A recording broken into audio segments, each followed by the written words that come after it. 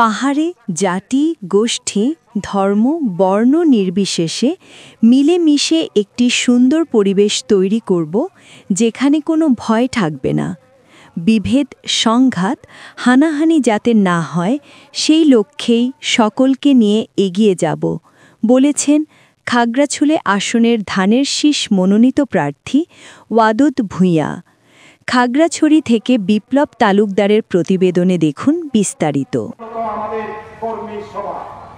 শুক্রবার ২৮ নভেম্বর পৌর town hall মাঠে চাকমা নেতৃবৃন্দের সমাবেশে প্রধান অতিথির বক্তব্যে এসব কথা বলেন তিনি।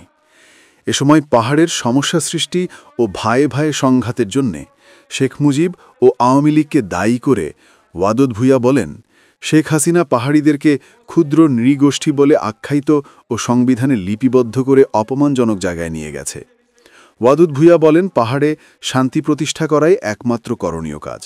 এই শান্তি প্রতিষ্ঠা করেই যেন তার মৃত্যু হয়, এটিই তার একমাত্র স্বপ্ন।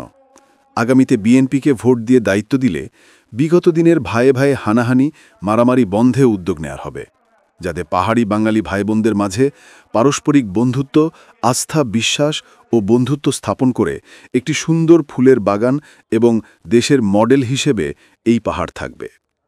তিনি বলেন, পাহাড়ে ভায়ে ভায়ে হানাহানির কারণে বহু সম্ভাবনাময় শিক্ষিত তরুণ প্রাণ হারিয়েছে। অনেক পরিবারের উপার্জনক্ষম ব্যক্তি, ভাই, সন্তান নিহত হয়েছে। অবৈধ অস্ত্রের ঝনঝনানি, চাঁদাবাজি ও সন্ত্রাসী কার্যক্রম কোনো সভ্য ও শিক্ষিত জাতির কাজ নয়। সমাবেশে বিগত বিএনপি সরকারের আমলে পাহাড়ে ব্যাপক উন্নয়ন কর্মকাণ্ডের চিত্র তুলে ধরেন ওয়াদুদ ভূঁইয়া। বলেন, ২০ বছর আগে বিএনপি যা করে গেছে এখনও তাই রয়েছে।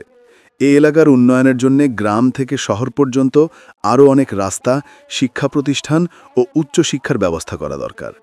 এখানকার মানুষের জীবনমান উন্নত করতে ব্রিজ, কালভার্ট সহ সড়ক প্রশস্তকরণ করা হবে। পাহাড়ের কৃষি উৎপাদন ও বনকে শিল্পায়নে পরিণত করা, এলাকার রাস্তার ঘাট ও শিক্ষা খাতে ব্যাপক উন্নয়নসহ বেকারত্ব দূর করা এবং বিনা পয়সায় চাকরি দেয়া হবে বলে ওয়াদা করেন ওয়াদুদ ভূঁইয়া। সমাবেশে নির্বাচন নিয়ে জামায়াতের নেতাদের করা বেশ কিছু মন্তব্যের সমালোচনা করেন তিনি। ধর্মকে পুঁজি করে সাধারণ মানুষ ও ভোটারদের বিভ্রান্ত না করার আহ্বান জানিয়ে ওয়াদুদ ভূঁইয়া বলেন, বাইতুল মালের নামে চাঁদাবাজি বন্ধ করতে হবে। নারীদের স্বাধীনতার নামে সময় বেঁধে দিয়ে চাকরি ঘণ্টার নির্ধারণ এক ধরনের প্রতারণা। পাহাড়ে শান্তি ও সমৃদ্ধি ফিরিয়ে আনতে সকলের সহযোগিতা কামনা করে আসন্ন সংসদ নির্বাচনে পাহাড়ি বাঙালি মিলেমিশে ভোট কেন্দ্রে গিয়ে ভোট দেওয়ার আহ্বান জানিয়ে ধানের শীষকে জয়যুক্ত করার আহ্বান জানান তিনি। ২৯৮ নং সংসদীয় অঞ্চলের বিএনপির মনোনীত ধানের শীষ প্রতীকের প্রার্থী ওয়াদুদ ভূঁইয়ার সমর্থনে আয়োজিত চাকমা নেতৃবৃন্দের সমাবেশে সভাপতিত্ব করেন প্রবীণ চন্দ্র চাকমা। সমাবেশকে ঘিরে জেলা সদরের বিভিন্ন প্রান্ত থেকে ধানের ছড়া নিয়ে সমাবেশস্থলে আসেন চাকমা সম্প্রদায়ের নারী পুরুষেরা।